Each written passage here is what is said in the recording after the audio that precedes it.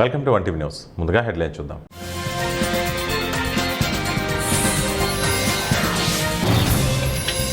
Digital యుగంలో CFOల పాత్ర కీలకం. మంత్రి శ్రీధర్ బాబు.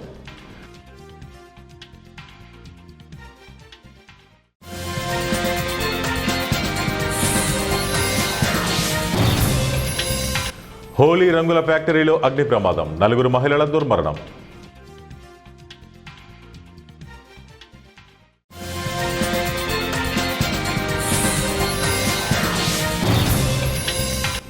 తెలంగాణ సహా 22 రాష్ట్రాల్లో సర్ నోటిఫికేషన్ జారీ చేసిన ఈసీ. డిజిటల్ యుగంలో CFO చీఫ్ ఫైనాన్స్ ఆఫీసర్ల పాత్ర ఎంతో కీలకంగా మారిందని, కృత్రిమ మేధ డేటా ఆధారిత రంగాల్లో పెట్టుబడులకు మార్గనిర్దేశం చేయడంలో వారి సేవలు మరింత ప్రాధాన్యతను సంతరించుకున్నాయని ఐటీ పరిశ్రమల శాఖ మంత్రి శ్రీధర్ బాబు అన్నారు. శనివారం బాచుపల్లిలోని విజ్ఞాన జ్యోతి ఇన్స్టిట్యూట్ ఆఫ్ మేనేజ్మెంట్లో FICCI federation of India chambers of commerce and industry నిర్వహించిన CFOల సదస్సులో ఆయన కీలక ఉపన్యాసం చేశారు.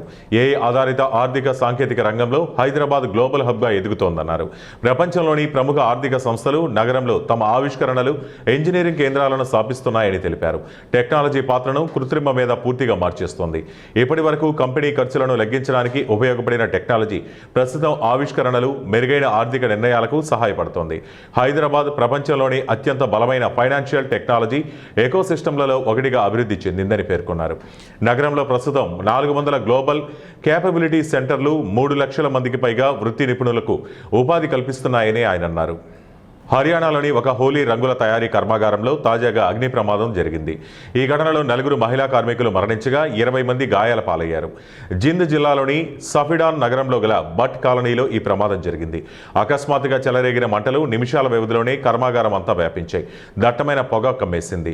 అసలేం జరుగుతుందో అర్థం కాక కార్మికులు తీవ్ర భయాందోళనకు గురయ్యారు. జాతీయ మీడియా కథనాల ప్రకారం కర్మాగారానికి బయట నుంచి లాక్ వేసి ఉండడంతో కార్మికులు అక్కడి నుంచి బయటపడలేక ఇబ్బంది పడ్డారు. కొందరు ఫ్యాక్టరీలో చిక్కుకుపోయినట్టు తెలిసింది. ఇక ప్రమాద సమాచారం అందగానే ఘటనా స్థలానికి చేరుకున్న అగ్నిమాపక సిబ్బంది క్షతగాత్రులను రక్షించారు. వారిని సమీపంలోని సివిల్ ఆసుపత్రికి తరలించారు. కాగా ఈ ఘటనకు సంబంధించిన పూర్తి వివరాలు ఇంకా తెలియాల్సి ఉంది. తెలంగాణలో స్పెషల్ ఇంటెన్సివ్ రివిజన్కు రంగం సిద్ధమైంది. ఈ మేరకు కేంద్ర ఎన్నికల సంఘం నోటిఫికేషన్ జారీ చేసింది. నకిలీ ఓటర్లను తొలగించి ఓటర్ల జాబితాను ప్రక్షాళన చేసేందుకు ఉద్దేశంలో సర్ తీసుకొచ్చింది. కేంద్ర ఎన్నికల సంఘం దీనిలో భాగంగా తెలంగాణతో సహా 22 రాష్ట్రాల్లో SIRకు నోటిఫికేషన్ జారీ చేసింది. ఏప్రిల్లో ప్రారంభం కానున్న ప్రత్యేక సమగ్ర సవరణకు సంబంధించి సన్నాహకాలకు శిక్షణ కార్యక్రమాలను కూడా ఇప్పటికే చేపట్టింది. ECI ఆదేశాల నేపథ్యంలో తెలంగాణ రాష్ట్ర ప్రధాన ఎన్నికల అధికారి సుదర్శన్ రెడ్డి శిక్షణా కార్యక్రమాలు చేపట్టిన సంగతి తెలిసిందే.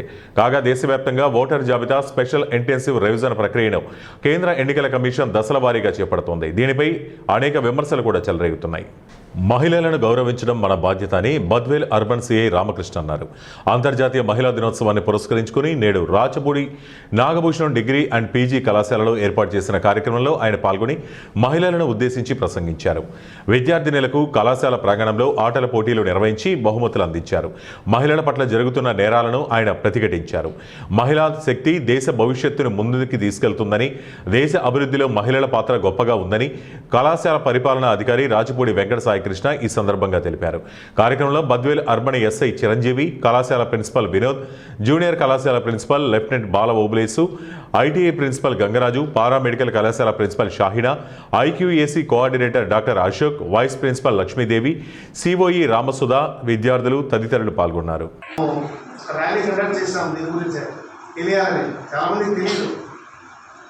సోషల్ మీడియాలో చూస్తూ ఉంటారు, పోస్టులు వస్తానే దానికి ఇంత తమ్ము పెట్టడం, లేదంటే దానికి వల్ల ఏదో ఒక రాసి ఇవన్నీ వాళ్ళకి ఫార్వర్డ్ చేయడం, అక్కడ వరకు మనం చేస్తాము.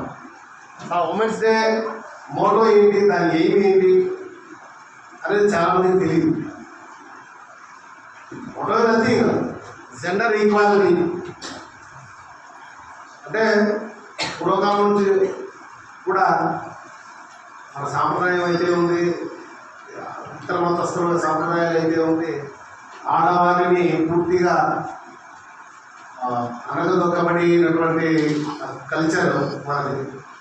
సో దాన్ని క్షీణిస్తూ జెండర్ ఈక్వాలిటీ అని చెప్పి పురుషులతో సమానంగా అన్ని అవకాశాలు మాకు ఉండాలి, మేము ఏ దాంట్లో కూడా తక్కువ కాదని చెప్పేటువంటి ఉద్దేశం ప్రజలు. రాను స్త్రీలలో బాగుపడిపోయింది. దాని తగ్గట్టుగా కొంతమంది యొక్క స్త్రీ అభ్యున్నతికి చాలా మంది కృషి చేశారు.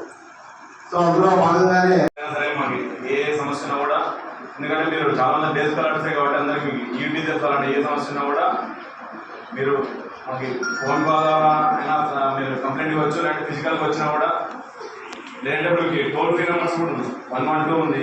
112 టోల్ ఫ్రీ నెంబర్ మీకు ఐడియా ఉందా? టోల్ ఫ్రీ నెంబర్స్ ఉన్నాయి. చైల్డ్ సేఫ్టీ గురించి 1098 టోల్ ఫ్రీ నెంబర్ ఉంది. ఇవన్నీ మీరు యూజ్ చేసుకోండి. మీకు ఏ సమస్యలు ఉన్నా కూడా మాకు ఏ కంప్లైంట్ ఇస్తే ఈ సమస్య పరిష్కరించడం జరుగుతుంది. అలాగే శక్తి యాప్ ఎంతమంది ఉన్నామా? శక్తి యాప్ అందరూ ఇన్స్టాల్ చేసుకున్నారా? శక్తి యాప్ని కూడా మీరు యూజ్ చేసుకోండి.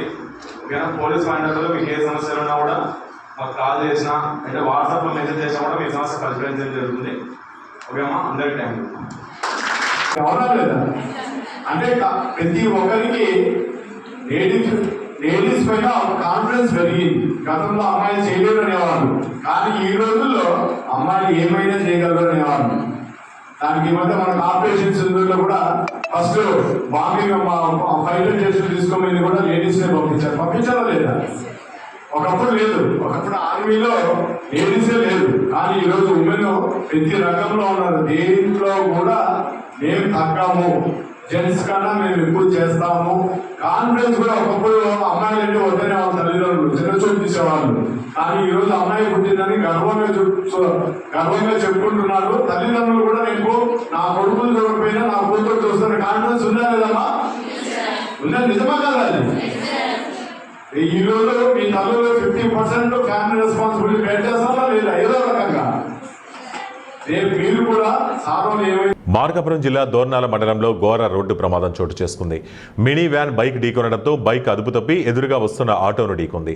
ఈ ప్రమాదంలో బైక్పై ప్రయాణిస్తున్న యువకుడు అక్కడికక్కడే మృతి చెందాడు. బైక్పై వెళ్తున్న యువకుడిని ఎదురుగా వచ్చిన మినీ వ్యాన్ ఢీకొనడంతో బైక్ అదుపు తప్పి మరో ఆటోను ఢీకొట్టింది. ప్రమాదం తీవ్రంగా ఉండడంతో బైక్పై ఉన్న యువకుడు అక్కడికక్కడే మృతి చెందాడు. సమాచారం అందుకున్న పోలీసులు సంఘటనా స్థలానికి చేరుకుని మృతదేహాన్ని పరిశీలించారు. మృతుడు బొమ్మలాపురం చించు కాలనీకి చెందిన దాసరి అంకన్నగా పోలీసులు గుర్తించారు.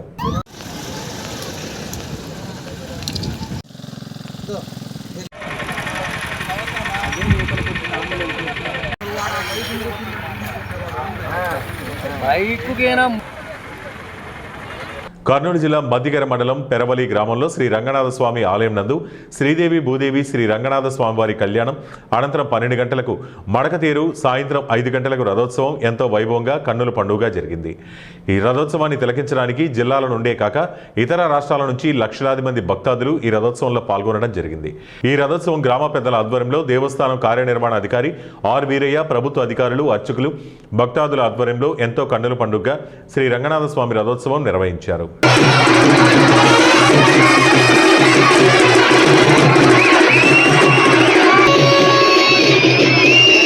జంగారెడ్డిగూడెంలోని ప్రభుత్వ 100 పడకల ఆసుపత్రికి డెలివరీ కోసం వచ్చిన పల్నాడు జిల్లా అచ్చంపేట మండలం కోనూరు గ్రామానికి చెందిన 9 నెలల దళితురాలైన సోమ వెన్నెల అనే గర్భిణిని ప్రైవేట్ ఆసుపత్రికి వెళ్లాలని ఆశా వర్కర్ సూచించడంతో ఏమీ చేయలేని దిక్కుతోచని స్థితిలో మీడియాను ఆశ్రయించారు. వివరాలకు వెళ్తే పురిటి నొప్పులతో ఆసుపత్రికి వచ్చిన సోమ వెన్నెల కుటుంబ సభ్యులకు 100 పడకల ప్రభుత్వ ఆసుపత్రిలో ఆక్సిజన్ సరిగా ఇవ్వరని, వైద్యం సక్రమంగా చేయరని ఆశా వర్కర్ భయభ్రాంతులకు గురి చేయడంతో డ్యూటీ డాక్టర్గా విధులు నిర్వర్తిస్తున్న సునీత, సూర్యతేజ ప్రైవేట్ ఆసుపత్రిలో వైద్యురాలుగా పనిచేస్తున్నారని, మీరక్కడికి వెళ్లిపోవాలని తెలియజేసినట్లు పేర్కొన్నారు. పల్నాడు జిల్లా నుంచి బుట్టాయిగూడెం మండలం రెడ్డి గణపవరం గ్రామానికి పొగాకు ఆకుకొట్టు నిమిత్తం వచ్చినట్లు, డెలివరీ కోసం ప్రభుత్వ ఆసుపత్రికి వస్తే సూర్యతేజ ఆసుపత్రిలో ట్రీట్మెంట్ చేసిన డాక్టర్ సునీత డ్యూటీ డాక్టర్గా ఉండడంతో ఏం జరిగిందో మాకు తెలియదు కానీ ఇక్కడ వైద్యం చేయడం కుదరదని తెలియజేసినట్లు ఆవేదన వ్యక్తం చేశారు. ఆసుపత్రి కమిటీ డైరెక్టర్ కంచర్ల గణేష్ దృష్టికి రావడంతో గర్భిణీకి, వారి కుటుంబ సభ్యులకు ధైర్యం చెప్పి ప్రభుత్వ ఆసుపత్రిలో వైద్యం జరిగేలా చూడాలని సిబ్బందిని కోరారు. కనపారం సార్, మా పిల్లల్ని హాస్పిటల్ తీసుకొచ్చాం. సూర్యతేజ్ హాస్పిటల్, గవర్నమెంట్ హాస్పిటల్ చేసుకోమంటే సూర్యతేజ్ హాస్పిటల్ తీసుకుపోయారు. ఆశా ఆడ ఏం జరిగింది మాకు తెలియదు. నా డబ్బులు సాలే, ఫోన్పే కొట్టమంది. నేను పని చేస్తా, డబ్బులు ఏమో కొట్టినా మా సాలేదు, నేను కొట్టా 1500.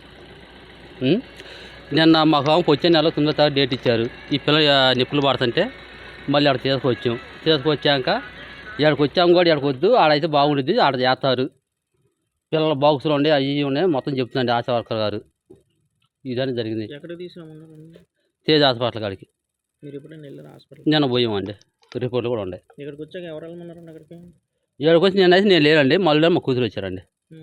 ఏమని చెప్పారంటే మాకు ఏం చెప్పి మళ్ళీ మాట్లాడుతుంది. ఆడ ఏం జరిగింది మాకు తెలియదు.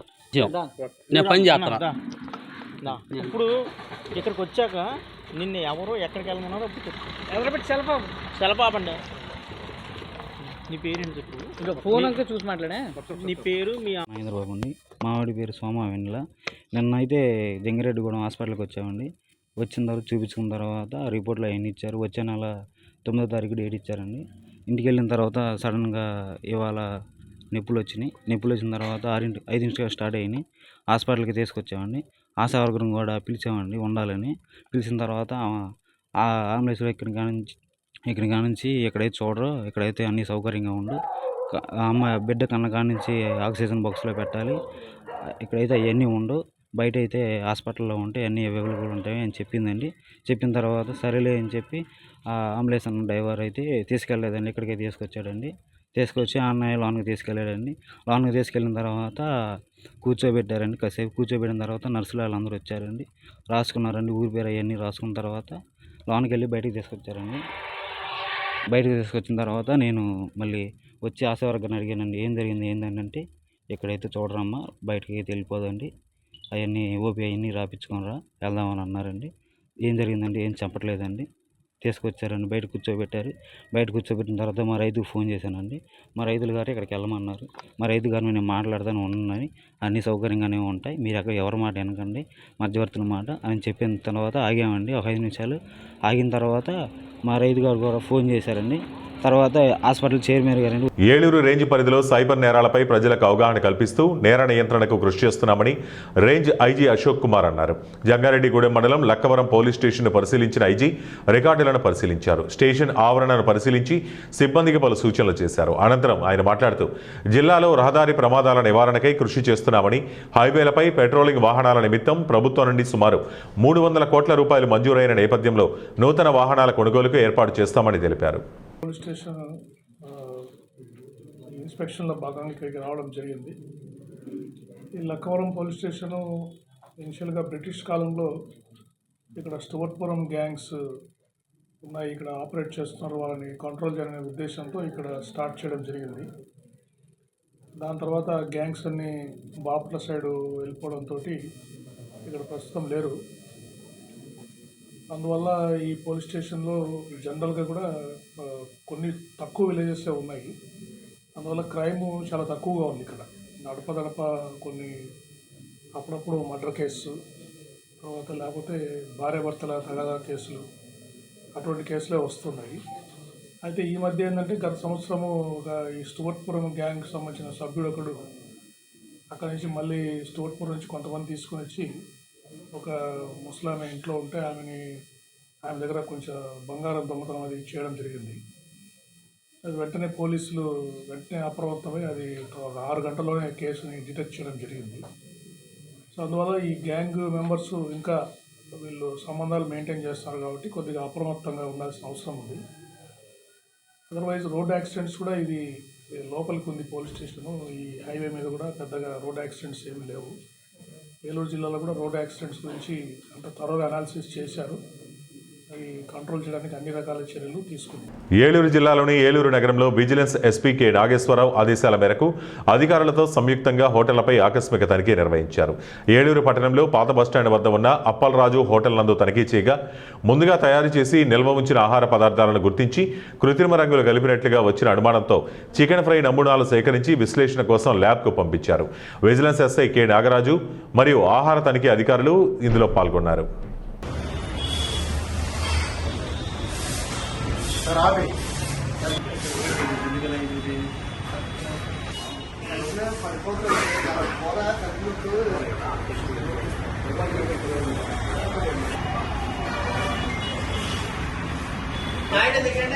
నాగర్ కర్నూలు జిల్లా చారకొండ మండల పరిధిలోని దక్షిణ భద్రాద్రిగా పేరుగాంచిన సిర్సనగొండ్ల పుణ్యక్షేత్రంలో ఈ నెల 26 నుండి మొదలయ్యే బ్రహ్మోత్సవాలలో శ్రీ సీతారామచంద్రస్వామి కళ్యాణం జాతర ఏర్పాట్లపై సంబంధిత శాఖల అధికారులతో అచ్చంపేట ఎమ్మెల్యే డాక్టర్ చిక్కుడు వంశీకృష్ణ సమీక్షా సమావేశం నిర్వహించారు.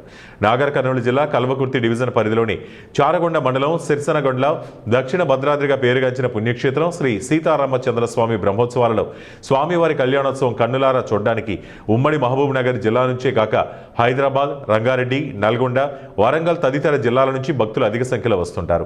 బ్రహ్మోత్సవాల సందర్భంగా 15 రోజుల పాటు సాగే జాతర ఏర్పాట్లపై సంబంధిత శాఖల అధికారులతో డీసీసీ అధ్యక్షులు అచ్చంపేట ఎమ్మెల్యే డాక్టర్ చిక్కుడు వంశీకృష్ణ సమీక్షా సమావేశం నిర్వహించారు.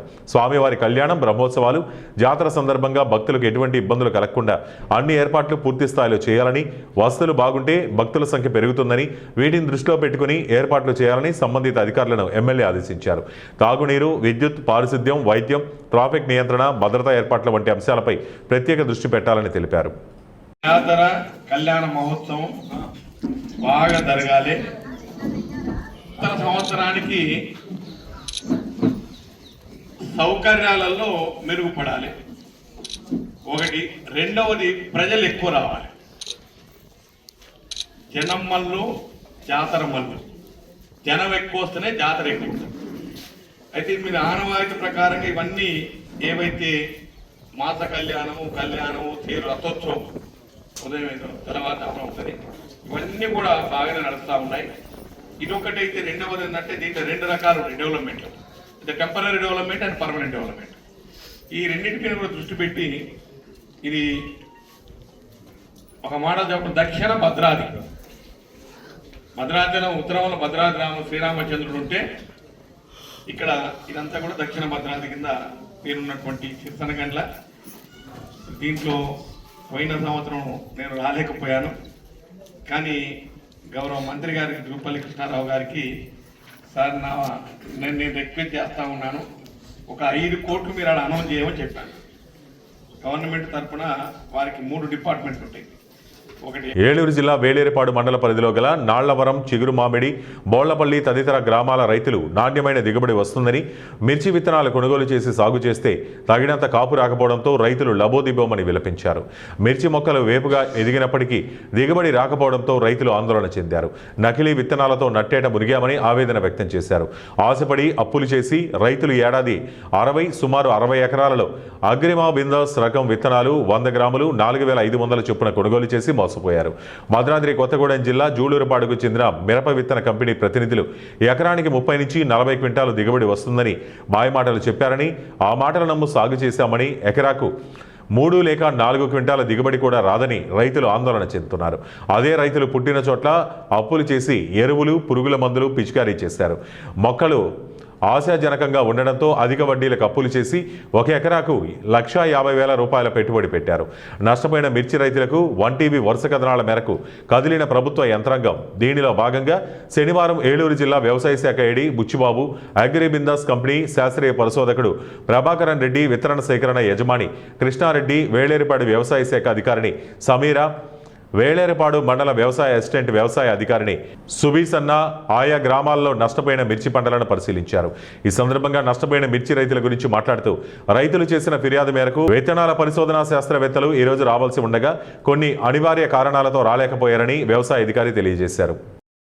ఈరోజు మేము వ్యవసాయ శాఖ సిబ్బంది ఈ చిగురు మామిడి గ్రామంలో ఉన్నటువంటి పొలాలన్నీ కూడా పరిశీలించాం. దాదాపు 22 మంది రైతుల పొలాలని పరిశీలించడం జరిగింది. ఆ పరిశీలించిన తర్వాత వాటిలో ఈ డెఫిషియన్సీస్ కానీ, అదేవిధంగా వాటి పంట పరిస్థితి గురించి అన్నీ కూడా మేము నోట్ చేసుకున్నాం. ఇవన్నీ కూడా పై అధికారులకి నివేదించి వాళ్ళు చూసిన మేరకు మళ్ళీ వారంలో సైంటిస్టులను కూడా తీసుకొచ్చి ఈ పొలాలను చూపించిన తర్వాత ఫైనల్ డెసిషన్ తీసుకోవడం జరుగుతుంది. బిందాస్ని ఈ వేలూరుపాడు విలేజ్లోనే మేము సుమారు 25 రైతులకి ఇచ్చిండది. ఈ రోజు మేమంతా చూసినాము.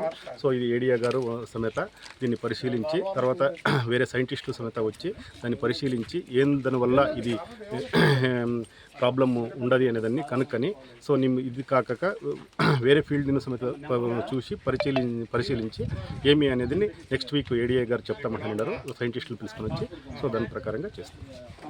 డ్యూటీలో ఉన్న ఎస్ఐ కాలర్ పట్టుకుని నోటికొచ్చిన మాటలు మాట్లాడిన కాంగ్రెస్ కార్యకర్త వీడియో ఇప్పుడు వైరల్గా మారింది. కరీంనగర్ జిల్లా తిమ్మాపూర్ మండలం మోగిలిపాలెం గ్రామంలో వెలుగు చూసింది ఈ ఘటన. ఓ జాతర విషయంలో 2 వర్గాల మధ్య వివాదం చోటు చేసుకుంది.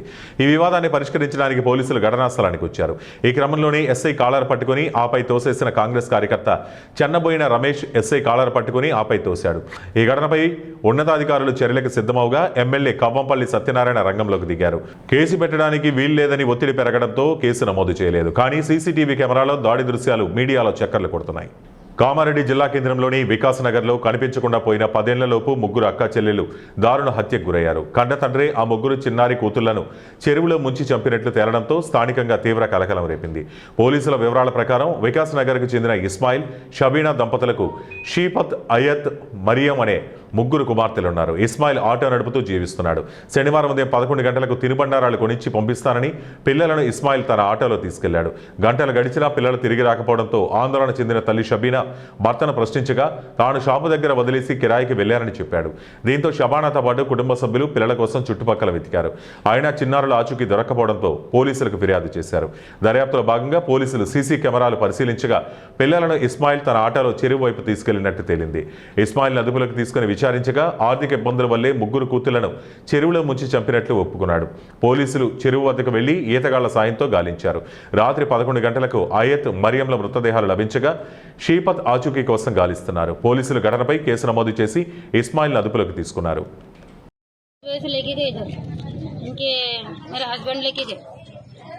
लेके जाके वहाँ दुकान में दिला के बोल के बोले तो छोड़ दिए उनको. दुकान बंद था, छोड़ दिए. कस्टमर आए तो छोड़ दे के चले गए. उन्होंने कहाँ गए नहीं मालूम. बच्चे जब से नहीं दिख रहे बच्चे. कभी घर से गए ना, किधर गए? स्कूल के लिए गए, मार्केट? स्कूल नहीं गए, दुकान के शॉप में गए. चिप्स लालतू बोल के गए बच्चे. बच्चों का नाम क्या है? शिफत है, आयत, मरियम.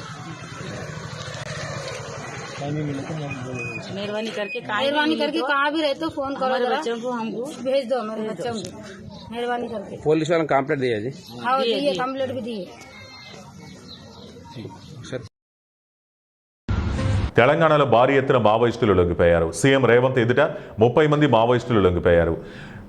ఏఓబీ కీలక నేత చలసాని నవతా లొంగిపోయారు. మావోయిస్టులు సీఎం రేవంత్ రెడ్డికి ఆయుధాలు సరెండర్ చేశారు. దేవ్జీకి చెందిన PLGA దళం మొత్తం సరెండర్ అయింది. 31 AK-47లతో పాటు 124 ఆయుధాలు అప్పగించారు. వార్తలు ముగించే ముందు ముఖ్యాంశాలు మరోసారి.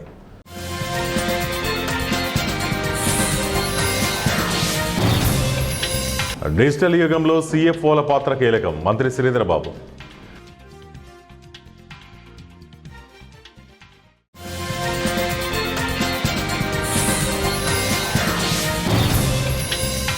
హోలీ రంగుల ఫ్యాక్టరీలో అగ్ని ప్రమాదం, 4 మహిళల దుర్మరణం.